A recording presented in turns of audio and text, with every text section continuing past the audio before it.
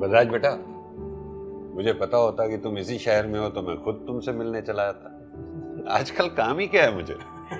लेकिन अंकल, केतन तो मुझे कह रहा था कि आप बहुत बिजी रहते हैं। डिजिटल इंडिया में भी आपको सब काम खुद करने की आदत है। मतलब मैं कुछ समझा नहीं। पापा, हम लोग बात कर रहे थे तो मैंने बलराज को बताया कि आप अपना जीवन प्रमाण पत्र भी खुद ही जाते हैं जमा करने के लिए। अरे भाई, मेरा काम है तो मैं खुद ही करूंगा ना। अब भाई, तुम्हारी जनरेशन तो आजकल टेक्नोलॉजी पर बहुत ज्यादा निर्भर हो गई है। एक बार वो केतन के कहने पर मैंने वो ट्राई किया था, वो क्या है, बायोमेट्रिक। एक तो बेटा इस उम्र में फिंगरप्रिंट ठीक से आते नहीं, दूसरा उसमें टाइम बहुत लगता है, और फिर उसके लिए स्कैनर मशीन खरीदो। अंकल, बायोमेट्रिक तो एक ऑप्शन है, इसके अलावा India post, payment bank app, video based customer identification process भी है। लेकिन आपके लिए जो टेक्नोलॉजी सबसे ज़्यादा सुटेबल है वो है फेस ऑथेंटिकेशन टेक्नोलॉजी। तो सुनने में ही इतना कॉम्प्लिकेटेड लग रहा है। फेस ऑथेंटिकेशन टेक्नोलॉजी बहुत आसान है, सारा का सारा काम घर बैठे हो जाएगा। अंकल, आपके पास एंड्रॉइड स्मार्टफोन तो है ना? हाँ है ना। और कुछ नहीं चाहिए? अच्छा अंकल, आपको मेरी बात ना सही, आपको मोदी जी की बात तो सुननी ही पड़ेगी। ये देखिए, टेक्नोलॉजी का सही इस्तेमाल पूरी मानवता के लिए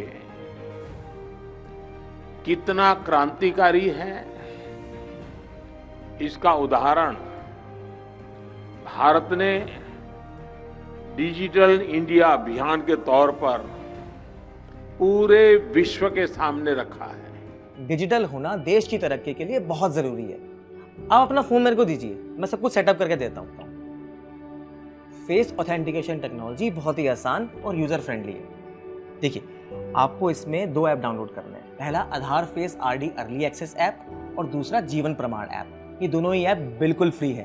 अंकल, ये जानना बहुत जरूरी है कि Aadhaar face RD app home screen की बजाय सेटिंग्स में ऐप्स मैनेजर में पाई जाती है। ये ऐप जीवन प्रमाण ऐप के बैकग्राउंड प्रोसेस में इस्तेमाल होती है, इसलिए इस ऐप को इंस्टॉल करना बहुत जरूरी है। अंकल, दोनों ऐप को इंस्टॉल करने के बाद आपको जीवन प्रमाण ऐप खोलना है।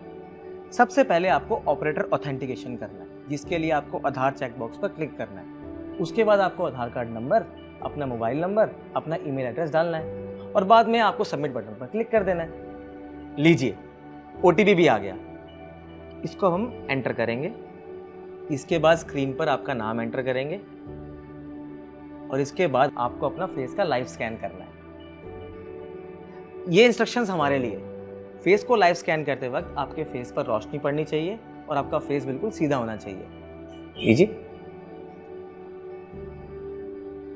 हो गया ऑपरेटर ऑथेंटिकेशन। अब बारी है पेंशनर ऑथेंटिकेशन की, जिसके लिए पीपीओ नंबर, बैंक डिटेल्स, आधार, मोबाइल उपलब्ध होना जरूरी है।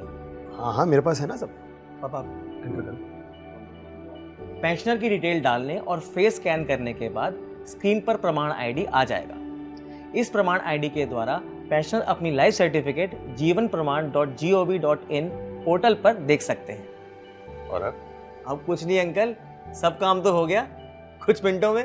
ये तो बहुत आसान है। अंकल, आप जैसे पेंशन धारकों को स्वाभिमान और सुविधाजनक जीवन मिले, यही भारत सरकार का एम है।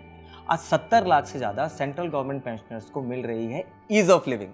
इस ऐप के थ्रू हम घर बैठे अपना भी और किसी और का भी लाइफ सर्टिफिकेट सीधे बैंक में जमा भेज सकते। मुझे पूरी उम्मीद है कि इस ऐप को समझने के बाद हम न सिर्फ अपने लिए आइंदा आने वाले सालों में बल्कि अपने साथियों के लिए जो किसी कारण बैंक में नहीं जा सकते, उनके लिए हेल्पफुल होंगे। मेरी समझ में नहीं आ रहा मैं तुम्हारा धन्यवाद कैसे करूं। तुमने तो मेरी बहुत बड़ी समस्या का हल कर दिया। मैं भी यही सोचा करता था कि अभी तो मैं चल फिर सकता हूँ, बाद में क्या होगा। अंकल, अब तो हर काम घर बैठे होगा, क्योंकि हम जी रहे हैं डिजिटल इंडिया में।